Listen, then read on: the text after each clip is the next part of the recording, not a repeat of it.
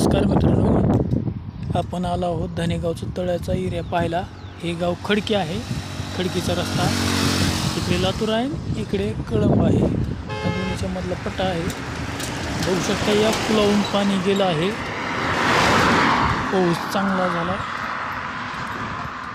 आता एक थोड्या वेळ झाला एक व्हिडिओ टाकला आहे, एक खोनल्याचा माणूस पाण्यात वाहून गेला आहे। जरा मध्यम 50-60 वय असलेला म्हातारा माणूस गेला आहे, पाय घसरून पडला आहे आणि तो डायरेक्ट पाण्यात वाहून गेला आहे। कुठेकडे गेला काहीच कळलं नाही, अजून बचाव कार्य चालू आहे, अजून काही नाही।